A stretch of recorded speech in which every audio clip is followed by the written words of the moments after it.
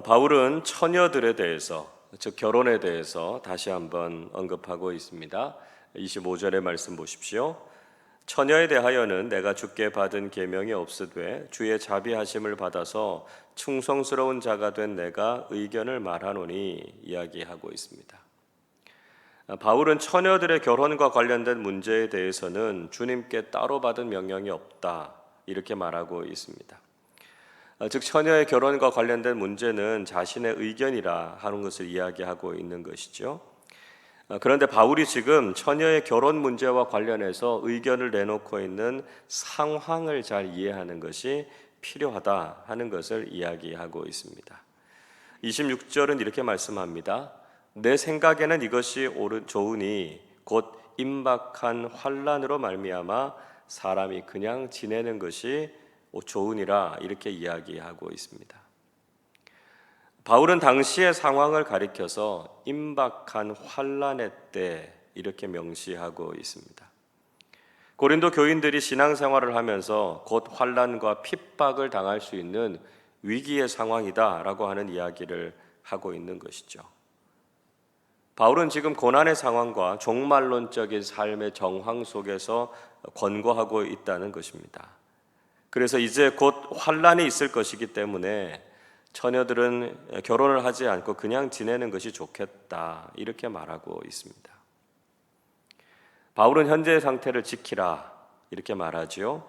27절 보시면 결혼 상태에 있는 사람들은 결혼을 유지하고 그렇지 않으면 그 상태대로 있으라, 이렇게 이야기하고 있습니다. 동시에 결혼을 하는 것도 죄를 짓는 것이 아니다 이야기하고 있습니다. 28절입니다.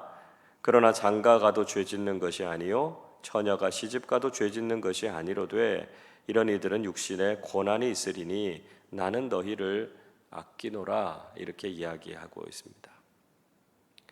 바울이 이런 말을 하고 있는 것은 이런 상황 속에서 결혼을 하고 가정을 지키는 것이 결코 쉽지 않을 것이다 라고 하는 것을 기억하라는 것이죠.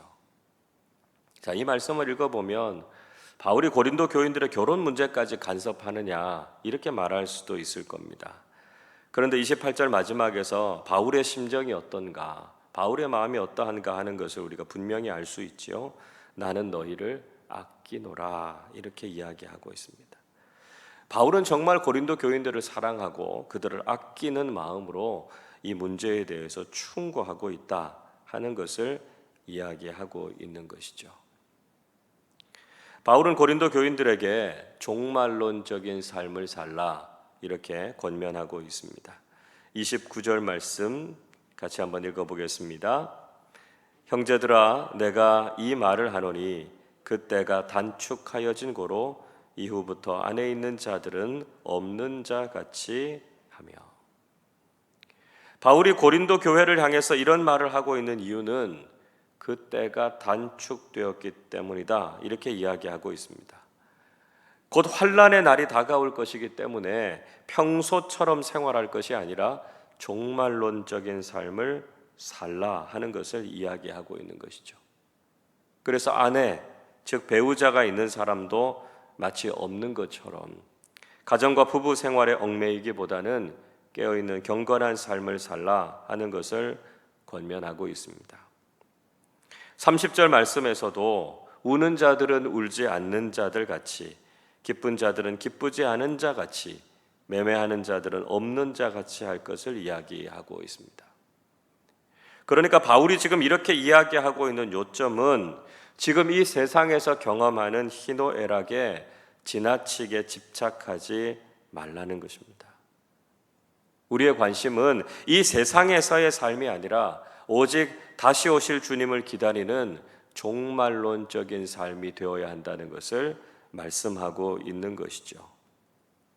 바울은 이 세상의 유한함에 대해서 강조하고 있습니다. 31절을 보십시오. 세상 물건을 쓰는 자들은 다 쓰지 못하는 자 같이 하라. 이 세상의 외형은 지나감이니라 말씀하고 있습니다.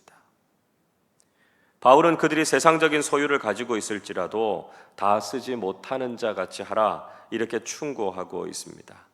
즉 이 세상을 다 누리고 이 세상에 머물려고 하는 생각을 버려야 한다는 것이지요. 왜 그렇겠습니까? 이 세상은 유한하기 때문입니다. 이 세상의 외형은 다 지나가 버리고 사라져 버릴 것이기 때문이죠. 여러분, 우리는 우리의 관심이 어디에 맞추어져 있는가 하는 것을 생각해 보아야 합니다. 결혼을 포함해서 우리가 이 세상에서 경험하는 모든 세상 일들은 결코 영원하지 않다는 것이죠. 이제 곧 주님께서 다시 오실 날이 다가오고 있는데 여전히 세상의 것을 즐기고 세상 일에 연연하는 삶을 살아서는 안 된다는 것입니다. 오늘 바울이 우리에게 주고 있는 교훈처럼 종말론적인 삶을 살아서 영적으로 깨어 있어서 주님을 기다리는 사람들이 되어야 한다는 것이죠. 잠시 있다가 지나가 버릴 세상 일에 얽매여서 살아갈 것이 아니라 영원한 하나님 나라를 소망하며 살아가실 수 있기를 바랍니다. 그것이 우리가 그리스도인으로서 세상을 바르게 살아가는 비결이라는 것이죠. 바울은 고린도 교인들이 세상적인 염려와 근심이 없기를 간절히 바라고 있습니다. 32절 말씀 보시면 너희가 염려 없기를 원하노라 이렇게 이야기하고 있습니다. 바울은 결혼을 하는 것과 결혼을 하지 않는 것이 서로 염려하는 문제가 다르다라고 하는 것을 비교해 주고 있습니다. 32절 뒷부분 보시면 장가 가지 않은 남자는 오직 주님의 일을 염려한다는 것이죠. 그래서 어떻게 하면 주님을 기쁘시게 할까 그 생각을 하게 됩니다.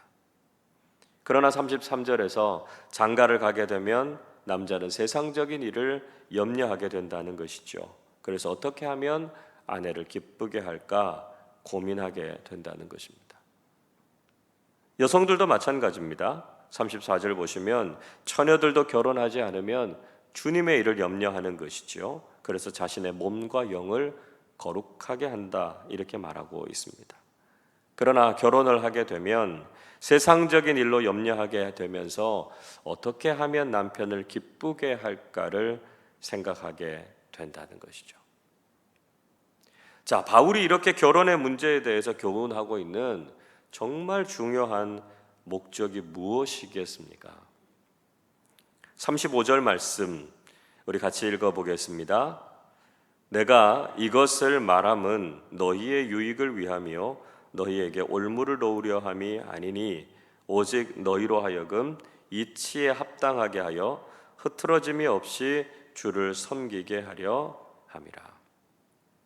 바울은 이 결혼 문제로 고린도 교인들을 올가매려고 하는 것이 아니라 이렇게 이야기하고 있습니다. 오직 바울의 관심은 그들이 이치에 합당하게 흐트러짐이 없이 주님을 섬기는 삶을 살게 하기 위해서 이 결혼 문제에 대해서 충고하고 있다는 것이죠. 결혼을 하느냐 하지 않느냐라고 하는 문제가 중요한 것이 아니라 어떻게 하면 주님을 더 잘 섬길 것인가라고 하는 관점에서 지금 이 이야기를 하고 있다는 것입니다. 여러분, 우리도 어떤 문제에 접근할 때 바로 이런 관점을 가져야 됩니다. 그 문제 자체보다 더 중요한 것은 그것이 우리가 주님을 섬기는데 어떤 영향을 미치는가 하는 것입니다. 그래서 주님을 더 잘 섬기는 일이라면 그것을 하면 되는 것이고요. 만약에 그렇지 않다면 우리가 절제하고 하지 않는 것이 더 낫다는 것을 기억해야 한다는 것입니다. 바울은 이 기준에서 결혼과 관련된 문제를 다시 정리해 주고 있습니다. 36절의 말씀 보면 약혼녀라고 하는 단어가 나오죠. 보통 두 가지의 의미를 가진다 이렇게 보고 있습니다. 당시에는 부모가, 특별히 아버지가 혼기가 된 딸의 결혼에 대한 권한을 가지고 있었기 때문에 결혼 연령에 이른 딸을 지칭하는 말이다 이렇게 해석하기도 합니다. 또 다른 하나는요, 결혼 당사자인 남자 입장에서 결혼을 약속한 여자를 의미한다 이렇게 보기도 합니다. 자, 이 두 가지의 경우 모두 결혼을 해야 하는 상황이라면 결혼을 하는 것은 무방하다 이렇게 이야기합니다. 결혼하는 것이 절대로 죄를 짓는 것이 아니라는 것이죠. 그러나 37절의 말씀 보시면 주님을 위해서 독신으로 살기로 마음을 정했고 꼭 결혼해야 될 상황이 아니라면 그렇게 하는 것도 좋겠다, 이렇게 말하고 있습니다.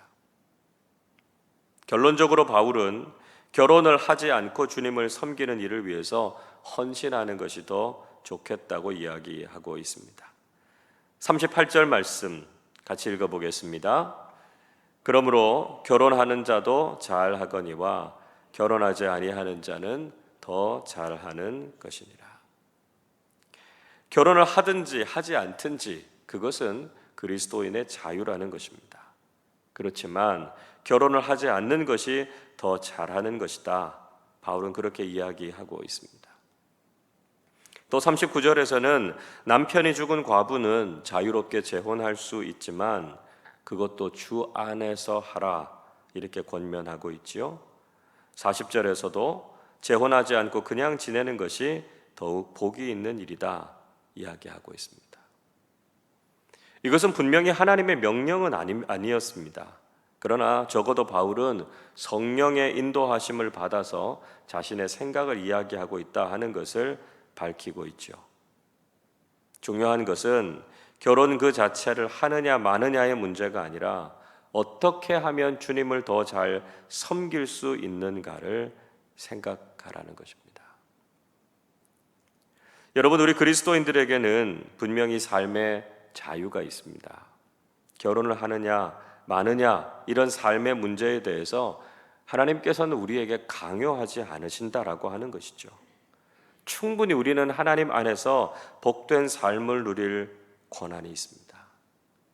그러나 중요한 것은 우리의 생각의 중심이 늘 주님을 섬기는 것에 관심을 가져야 한다는 것입니다. 우리가 어떤 선택과 결정을 하느냐 하는 것이 주님을 어떻게 하는 것이 더 잘 섬기는 것인가 하는 것을 질문해 보아야 한다는 것이죠. 그리고 주님을 위해서 최선을 선택하고 올바른 결정을 하는 사람들이 되어야 한다는 것입니다. 그래서 우리가 하루하루 그리스도인으로 살아가는 삶의 결단을 통해서 하나님께 최고의 영광을 올려드리는 성숙한 믿음의 사람들이 되시기를 주님의 이름으로 축원합니다. 기도하겠습니다. 우리를 너무나 사랑하시고 귀히 여기시는 하나님 아버지, 늘 저희들의 삶을 선하고 바른 길로 인도해 주시고 기쁨과 은혜가 넘치는 삶을 살게 해 주셔서 감사드립니다. 우리가 삶의 순간순간마다 어떻게 하면 주님을 기쁘시게 하고 어떻게 하면 주님을 잘 섬기는 삶을 살 수 있을지 생각하게 해 주시옵소서. 때로는 우리가 세상 일에 얽매여서 살아가거나 세상의 희노애락에 일희일비할 때가 많습니다. 이제는 우리가 무슨 일을 하더라도 오직 주님을 위한 삶이 우선순위가 되게 하시고 그것이 우리의 삶의 기준이 되게 해 주시옵소서. 그래서 우리의 모든 삶을 통해서 하나님께 영광을 올려드리는 귀한 믿음의 삶 살게 하여 주시옵소서. 주님 오실 날이 점점 다가오고 있음을 깨닫게 하시고 오늘도 종말론적인 삶, 영적으로 깨어있는 삶을 살아서 주님의 뜻에 합당한 그리스도인으로 살게 해 주시옵소서. 감사드리며 우리 주님 예수 그리스도의 이름으로 기도하옵나이다. 아멘.